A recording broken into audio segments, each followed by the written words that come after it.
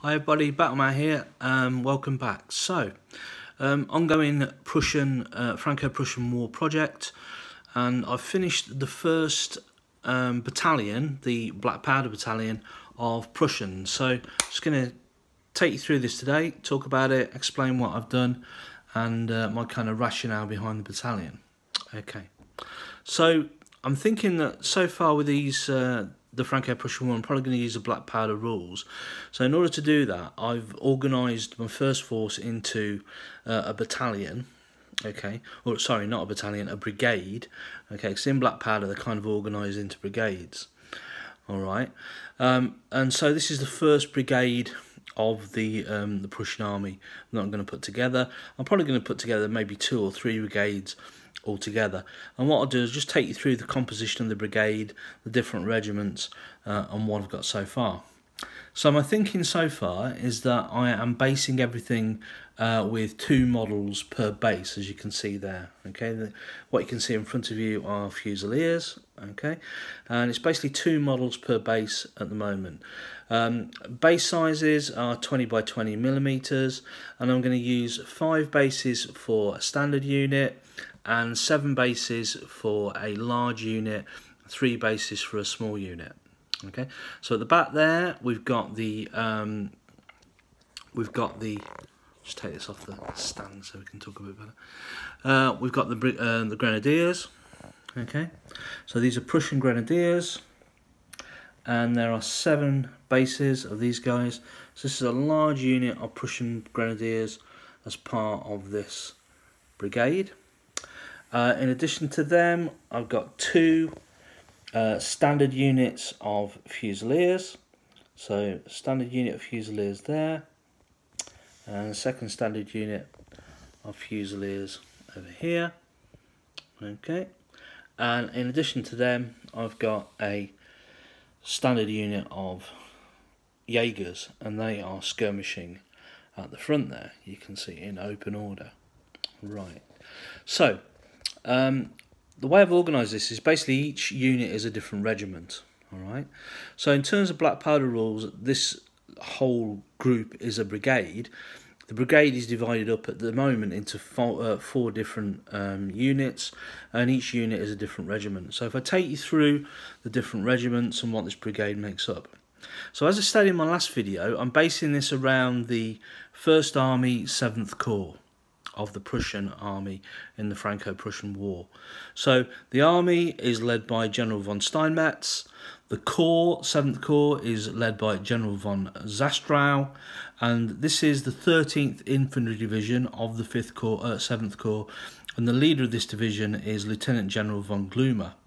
So when I come to put together my command base for this army, Lieutenant General von Glümer will be my army commander, alright, because this is a division with 3 brigades for Black Powder.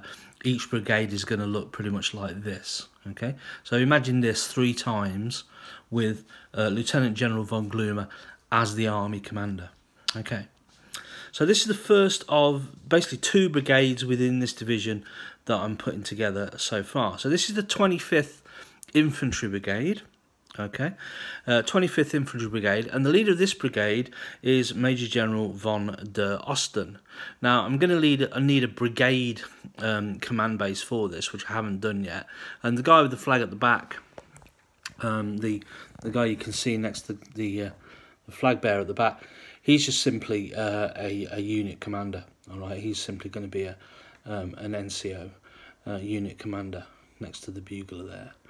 Alright, so ignore that guy at the moment. So he is not the brigade commander, he's a unit commander at the moment. So I'm going to need a brigade command, which will be Major General von der Osten, and I'm going to need an army command base, which will be Lieutenant General von Glümer. My 2nd Infantry Brigade will be commanded by Major General von der Goltz, and that will be the first 2 brigades that I'm going to put as part of this division, or part of this this army. Okay. So what are we made up of? So basically, we've got 2 Fusilier regiments and we've got 1 Grenadier regiment.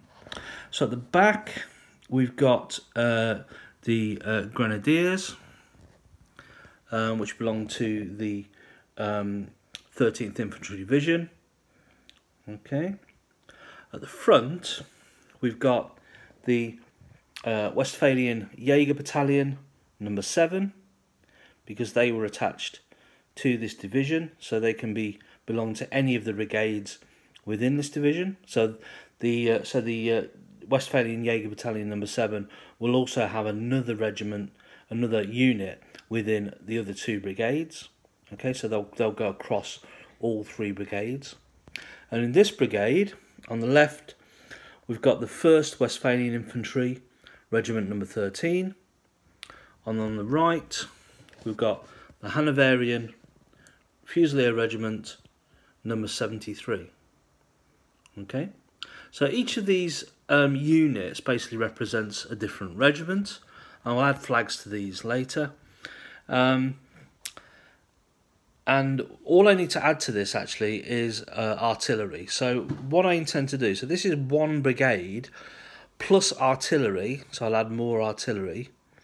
And then the next brigade that I put together will also have 4 units, Grenadiers, Jaeger and 2 Fusilier regiments, and I'll add artillery to that as well.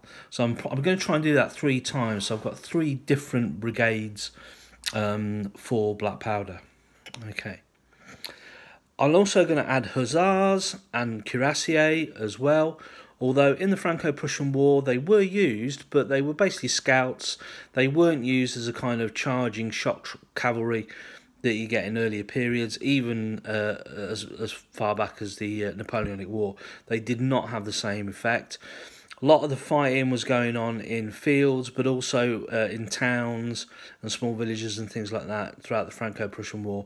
And a lot of the movement of units and armies was by railroad. So, you know, they weren't pretty much travelling, galloping horses all over the countryside. So I will add some cavalry, but what I'm going to do with the cavalry, I'm basically going to keep them apart as a separate brigade. So the cavalry, the horse, will basically be a separate brigade, which I'll simply add to the army. I'll have at least 1 of those, possibly 2. But artillery, I'm going to add at least 1 battery, possibly 2 batteries to each brigade. So this brigade at the moment is missing an artillery battery. Okay, so and obviously a command base for Major van der Osten as well. Okay, so hopefully it's kind of starting to come together. So this is my second video on this now. I've started to paint up some more.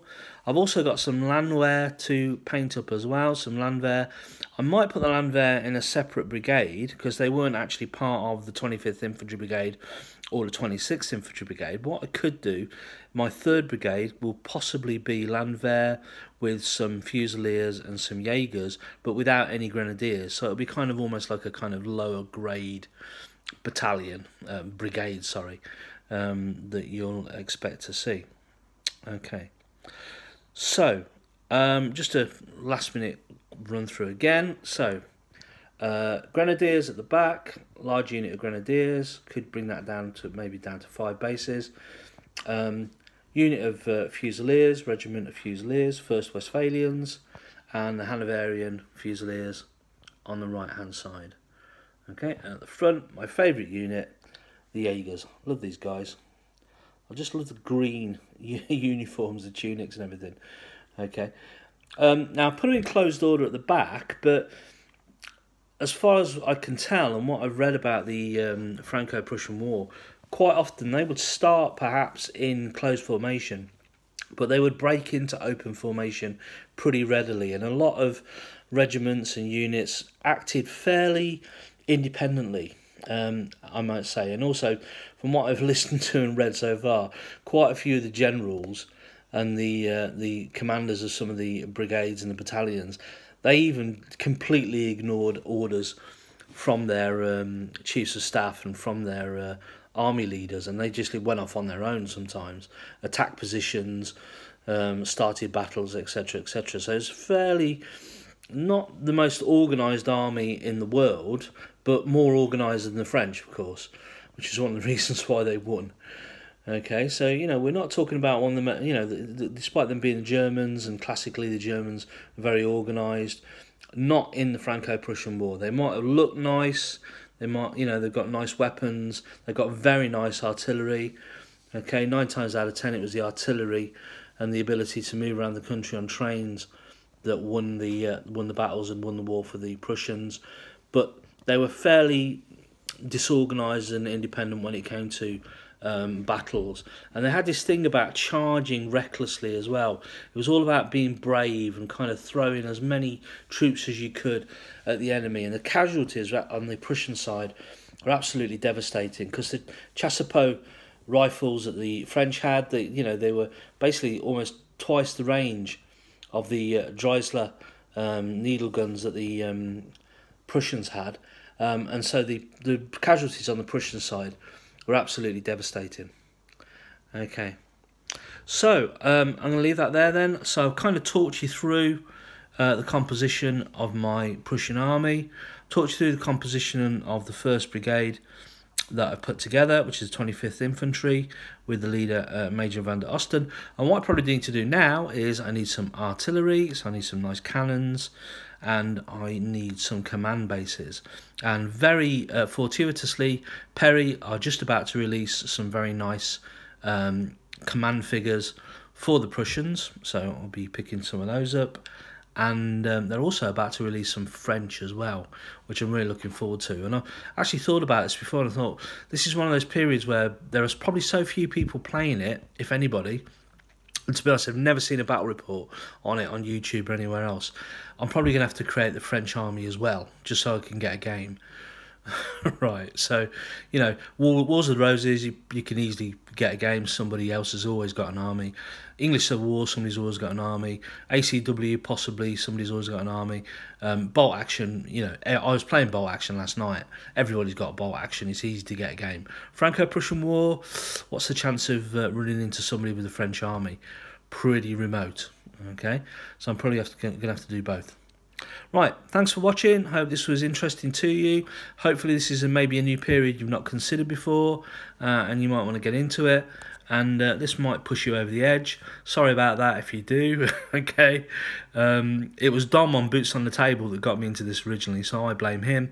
And yeah, so thanks for watching. Take care. See you next time. Bye.